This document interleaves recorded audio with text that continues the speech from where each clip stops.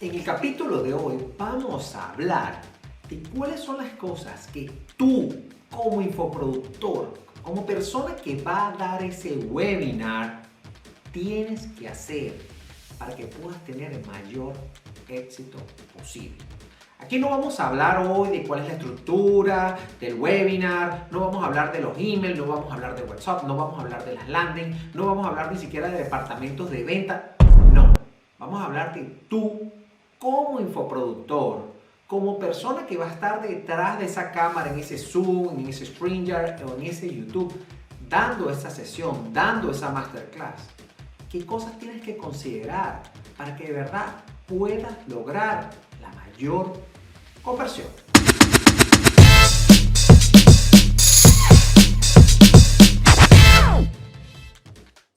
Vamos a hablar en realidad de 5 cosas. 5 principalmente.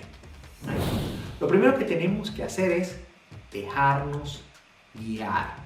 Si tú contratas una agencia que es especialista en lanzamientos, que ya ha tenido varios lanzamientos de éxito, que tú has llegado por recomendaciones de personas de tu industria o mentores que tú compartes, hazle caso, escúchalos. Ellos ya han trabajado con diferentes nichos, diferentes industrias y se les han presentado cientos de problemas. Entonces, déjate guiar. También, la verdad, tú tienes tu punto de vista. Nadie conoce mejor que tú, el cliente que tú. Eso es 100%. Estamos de acuerdo. Tú, como infoproductor, conoces mejor tu cliente que lo que lo puedo conocer yo. Pero entonces, unámonos y compartamos ese contenido, pero déjate guiar sobre las cosas. ¿Cuál es la estructura para hacer ese ads o ese anuncio que va a captar clientes? Esta. ¿Qué vamos a hacer? Vamos a aplicar esto. ¿Cómo vamos a hacer? ¿Qué campañas se van a correr? Se van a correr campañas para mi público tibio, que son las personas que me siguen en mis redes sociales. Vamos a trabajar puro público frío porque vamos a captar. Entonces, si vamos a trabajar para un público frío, el público frío no sabe quién soy yo. Tengo que dar presentación, tengo que dar un poquito más de social proof. Pero el público tibio ya me conoce, ya me sigue, ya está en mi base de datos, está en mis redes. No me tengo que presentar. Son dos anuncios completamente distintos. Pero eso lo sabe la agencia. La agencia te va a dar eso, la agencia te va a dar esa estructura.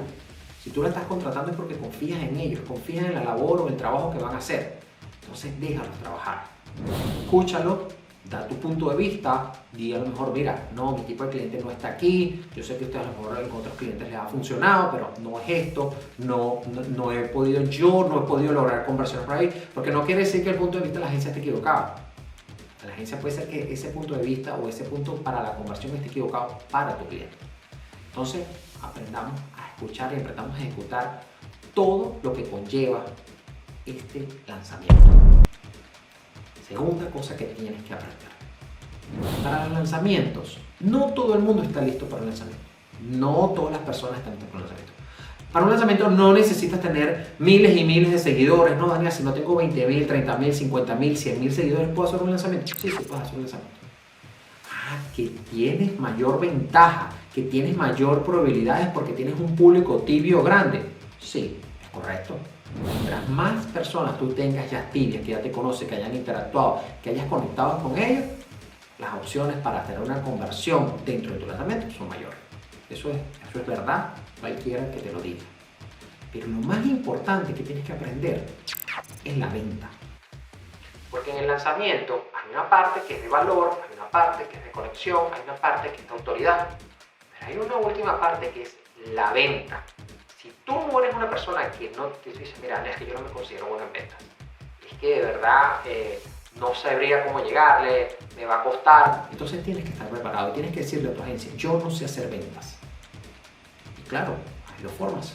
Podemos hacer el lanzamiento y tú haces el pitch de venta, o se hacen otros canales de marketing que no requiera una venta en vivo, una venta fría, por así decirlo. ¿Okay? Entonces, ¿sabes qué? Mira, vamos a generar leads, vamos a generarte citas para que tú tengas sesiones y empieces a practicar tus ventas. Empieces a afinar el discurso de venta de esos clientes, porque es mucho más fácil trabajar con un cliente uno a uno, viéndolo en cámara, entendiendo cuáles son sus puntos de dolor, sus problemas, cómo tu programa, curso lo va a poder ayudar. Y ahí vas a entender dónde tienes que ir afinando y cuáles son de verdad esas dificultades que tiene ese cliente para que las puedas meter dentro de ese pitch. ¿okay? Dentro de ese pitch de venta que vas a dar al final de tu webinar. ¿Y cuáles son los bonos que vas a incluir? Porque los webinars tienen que tener ciertos bonos o ciertos productos adicionales para que yo pueda tomar urgencia, para que yo pueda tomar decisión rápida. Hay programas que funcionan por cohortes. ¿Qué quiere decir esto? Que el programa se abre y se cierra. Tenemos la cohorte ahorita de mayo, de abril, de junio. Puede abrirse una vez. Eso me puede generar cierta urgencia. Pero hay programas que sabemos que son evergreen o que trabajan de una forma híbrida. Entonces son programas que corren constantes. Siempre puede estar nuevas personas agregándose al programa y el programa sigue moviéndose, sigue continuando sin ningún problema. A estos programas les tenemos que agregar bonos para crear el FOMO, para crear la urgencia, para crear que la gente tome acción en el webinar y pueda comprar. Tercer punto dentro del webinar, porque ya no fuimos a la venta, fuimos al final, pero vamos a retrocedernos y vámonos al principio, arrancando el webinar. Lo primero que tú tienes que hacer cuando arrancas ese webinar es tratar de conectar con las personas. Tú tienes ahí, yo diría, como unos minutos que la gente se está empezando a conectar. No todas las personas llegan a tiempo, y más si trabajamos con público latino. Sabemos que a veces es más difícil que las personas lleguen a la hora, lleguen a tiempo al webinar, ¿verdad? Entonces lo primero que hacemos es, cuéntenme de dónde se están conectando, qué países, si es un webinar que está abierto a muchas profesiones, que no saben, díganme en qué profesiones están, por qué nos trajo para acá, cómo supieron de nosotros. O sea, haz preguntas para que empieces a aumentar la interacción. ¿Okay? Tienes que aumentar la interacción. Mientras que en el webinar hay mayor interacción, más cantidad de mensajes, más cosas, más gente escribiendo, más gente preguntando, quiere decir que tu público está más engaged. Y cuando el público está más engaged, las conversiones se disparan. ¿Okay? Podemos ver, puede ser un 5X, un 10X de conversión. ¿Qué quiere decir esto? Si tú invertiste $1,000, puedes generar 5,000, 10,000, 15,000, porque las conversiones se disparan muy grandes cuando hay personas que están muy conectadas con lo que estás viendo. Ese engage que yo te acabo de decir, ¿dónde se está conectando? Eso lo tienes que hacer varias veces. Varias veces. Bueno, por ejemplo, nosotros hicimos un webinar hace poco y empezamos. Primero, ¿dónde se están conectando? Cuéntenme, la gente empezó. Ok, perfecto. Ahora díganme ustedes aquí, de estas tres opciones, respóndame la 1, la 2 o la 3 de cuáles son los problemas que ustedes tienen con sus anuncios de Facebook. Tienen 3 problemas. Ok. Avanzamos, explicamos un punto, hablamos, mostramos un testimonio que nos ayuda a dar autoridad, que nos ayuda a dar valor y vamos con otras preguntas. Y así, ¿entienden? Puedes ir avanzando, puedes ir conectando con las personas desde autoridad y aumentando el engagement.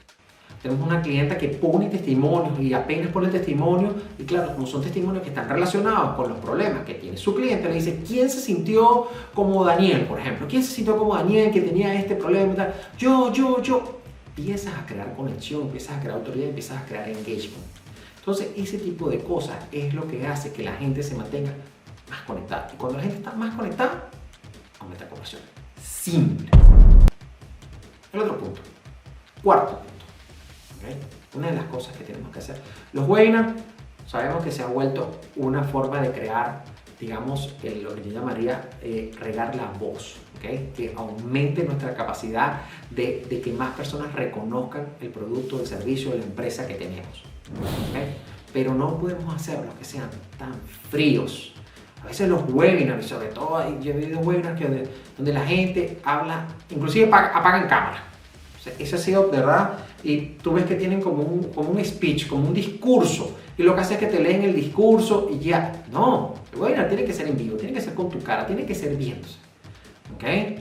Entonces, la gente te tiene que sentir, y tienes que quitar a veces la presentación, y tienes que ponerte tu full cámara, y tienes que hablar, y tienes que volver. O sea, imagínate como un video en las redes sociales. Si en el video no hay cortes, no hay engagement, no hay interacciones, se hace aburrido. Si yo lo que estoy viendo es una presentación allí, me aburriste. Y si me aburriste, me perdiste. Y si me perdiste, no hay ventas. Entonces tiene que haber interacciones, tiene que haber entradas cortas, tiene que entrar diferentes imágenes, tiene que a lo mejor entrar ustedes fuerte en cámara, después cortarlo, después volverlo, porque eso me mantiene activo, me mantiene conectado. ¿Okay? Eso es engagement. Pero ahora vamos a tener cercanía. En vez de hacer ese webinar frío, cercanía. Yo, por ejemplo, dependiendo del cliente, del volumen que tenga, le digo, mira, el webinar lo vamos a hacer por Zoom. ¿Por qué? Porque Zoom me deja ver las caras de la gente, se hace mucho más cercano. Zoom tiene esa ventaja, que la gente te ve, tú los ves, o sea, es una forma de interactuar, de hacerlo algo más íntimo. ¿Ok? Desventajas. Tiene tienes unos controles que tienes que manejar, tienes que hacer el mute a la gente para silenciar a toda la gente. O sea, ese tipo de cosas yo sé que se maneja un poquito más manual, puede ser un poquito engorroso. Pero yo prefiero sacrificar eso y tener a la gente conectada, mucho más cercana, sobre todo si tienes una persona que esté contigo en el webinar, que te pueda asistir y que pueda ser un co-host contigo, mucho más fácil porque esa persona se va a encargar de mutearte a todo, mientras que tú no pierdes, digamos, el hilo, no pierdes la presentación, lo que estás haciendo, para que obviamente no pierdas ese momento, ¿ok? Pero te ayuda a tener esa cercanía. En cambio, por ejemplo, si lo haces por YouTube se va a ver muy bien, vas a tener a la gente conectada, pero es un chat. Un chat donde la gente va colocando las preguntas, va colocando las cosas. Aparte hay un pequeño delay entre el Zoom y el YouTube donde tú estás conectado. Y funciona, o sea, hay como una distancia, como una separación. Y si estamos hablando a lo mejor de temas, por ejemplo, si tú eres un coach que trabaja mucho de cosas de vida, cosas de salud, cosas que son muy relacionadas a la persona, lo más importante es tenerla cerca. ¿Okay? Porque las personas y los latinos queremos ser vistos, queremos ser escuchados. Entonces es importante que los tengas aquí. Y allí, cuando los pongas en esa cámara, ellos van a sentir eso. Y eso te va a ayudar en conversión.